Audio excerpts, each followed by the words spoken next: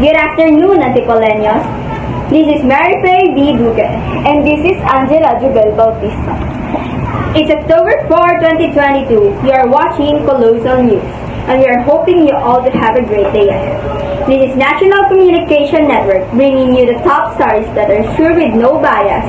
And for the details of our news, Philippine Embassy in South Korea promotes the spread of Filipino culture. VP Sara Duterte wants to implement mandatory ROTC in college. Rain or shine went on youth's second quarter flurry and never looked back to give Ginebra ruled 93-71. The Court of Appeal rejected the motion filed by TV host and actor Vong Navarro. Blackpink has placed 2 songs on Billboard's Hot 100. The famous Korean idol Jessie will be having her first concert here in Manila today. One of the priorities of Vice President and Department of Education, Secretary Sara Duterte, is the return of the mandatory ROTC to colleges. According to Duterte, he said this Thursday, September 29, in an interview that there has already been an initial meeting related to this with the Commission on Higher Education, some lawmakers and senators. During our discussion, it was clear to everyone that it would be better if ROTC were returned to higher education since he was already in higher education, he said. Other than the mandatory ROTC, Duterte will also give priority to discipline and love for the country to be part of the curriculum in basic education. In the K-12 curriculum, basic education covers from kinder, elementary, junior high school, and senior high school. CHED Chairperson Popoy de Vera confirmed that there has been a conversation with the DepEd and members of the Senate and House for the proposed mandatory implementation of ROTC. What better way to boost its interconnectedness is to encourage academic engagement. The Philippine Studies program at the BUFS will highlight the relevance of the academy in enhancing our country's relations, opening opportunities, more collaboration in various fields, said by Senator Lauren Ligarda. Former visiting professors at BUFS is Professor Joby Penegrino of the University of the Philippines, Diliman. He led the teaching of Philippine Studies at the said university in Korea for more than 4 years. By having visiting professors and exchange students as part of the academic partnership, the development of research collaborations regarding the language, culture, and the society of the Philippines and Korea will be strengthened, said by Professor Pilgrim. The government and the academic community of Korea and the Philippines are united that the teaching of culture and exchange of knowledge in other countries is important for unity and development. I found salon level keratin at home. New Tresemme Keratin Smooth. Now with Keratin Protein Complex that works deep into the hair. Get the Keratin Salon experience for as low as 9 pesos per wash. I rate Tresemme 10 out of 10. And that's why I slay with the power of 10. New Tresemme Keratin Smooth. 10 salon benefits in 1 wash. Rain or shine went in a huge second quarter flurry and never looked back to give Ginebra a weird 23-71. Welcome in the 2022 PBS Commissioners Cup at the Mall of Asia Arenas on Wednesday, September 28. And for further details, let's hear it from Marks Benedict Gresham. Thank you, Tanay. Everything just went to the Elasto Painters' favor in the deciding second quarter breakaway as they clicked from all cylinders to score 30 points. In that canto alone, while limiting the Gin Kings, who ironically added more firepowers with the accusations of Jamie Malonzo and Von Pesemuao to a massively 5 points. Ginebra never say die, Spirit just abandoned the talent crew as it was all rain or shine from them. It feels good actually. Magandang bawi namin from talo namin sa NLEX. Malaking isda itong nahuli namin. Pero mahirap mahuli yung Ginebra sa ganitong sitwasyon. One of the rare bad nights we played well, but maybe because they also said by Giao. Ginebra is an all-star team, especially with the addition of Jamie Alonso, and he played well tonight. They're gonna be scary in the future, he added. Brownlee paced the Kings with 20 points but had to take 25 shots to reach his output, including a 1 of 11 clip in the first half, which epitomized Ginebra offensive struggles with a conference low first half points at only 28. The blazing first half from the Elasto Painters obviously caught the Kings shell shock as the lead ballooned to as many as 32 points early in the final frame. Malonzo had a decent debut in his Ginebra uniform with 14 points, but still wasn't enough as the Kings absorbed its worst loss since the Governor's Cup of the last season and tied from the least points the team scored in the 9 conference with Brownlee on board. Cream Silk Triple Keratin Rescue.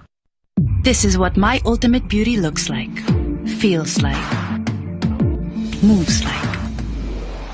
From the #1 in keratin, Cream Silk Triple Keratin Rescue with 3 times the keratin, relaxers, serum, and essence combined in one ultimate solution. Nothing impeccably smoothens, nothing exquisitely softens, nothing brilliantly gives shine the way Cream Silk Triple Keratin Rescue does.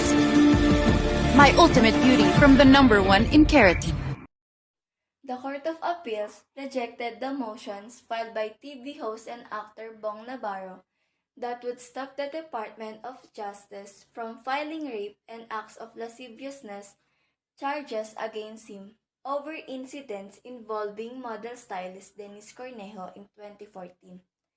In a resolution promulgated last September 20, but only shared to the media on Sunday, the Court of Appeals, 14th Division, said the issues raised by Navarro in his motion are matters best left to the determination of the trial court after a full-blown trial on the merits.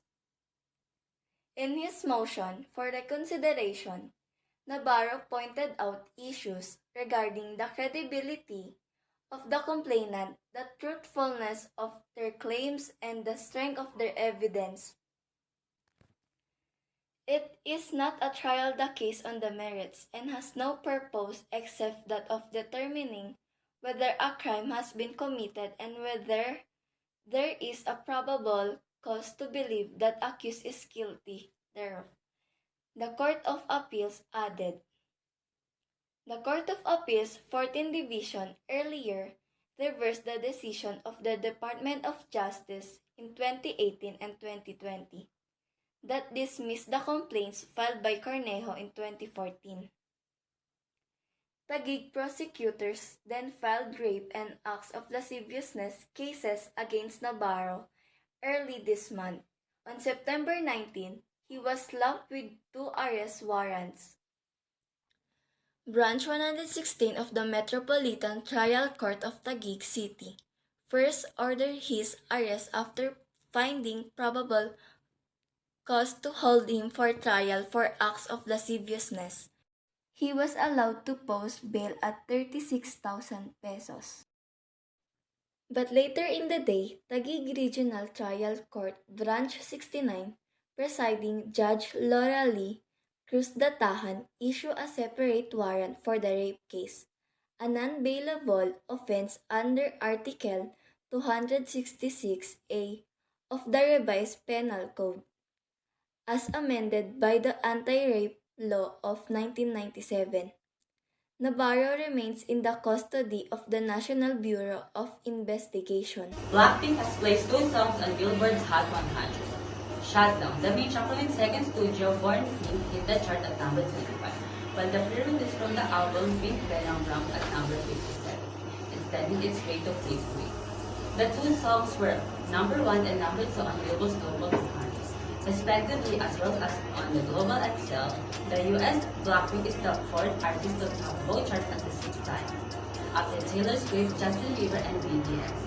The quartet also became the first group to sit at number 1 and number 2 on Global 200. The feat was only achieved by Drake and Hardstyle so far. The LP came out on September 16 and topped both the Billboard's 200. The European official chart of Blackpink is the first female ever producer. Destiny's Child did 21 years ago, and the only K-pop musician besides BTS. The fans are ready to zoom in, zoom out. The famous Korean hip-hop idol Jessie. Live from Pasay City, General has the concert already started? Thank you, Leiva. The concert of Korean hip-hop idol Jessie will start in a few minutes here at the MOA Arena. But before that, we had an exclusive interview with her backstage and shared something that makes him nervous tonight. Welcome to Manila. It is your first time here, so how do you feel? Thank you. I love it here. Like I said, this is my first time in Philippines. First time tasting the food. The food is amazing. The people are so warm. This is the opening of the Korean star Jessie a few minutes before she went on the stage in her first concert here in Manila. Jessie has been in the industry for almost several decades. Had some hits like Nunu Nana, Blooded, and viral hit Zoom.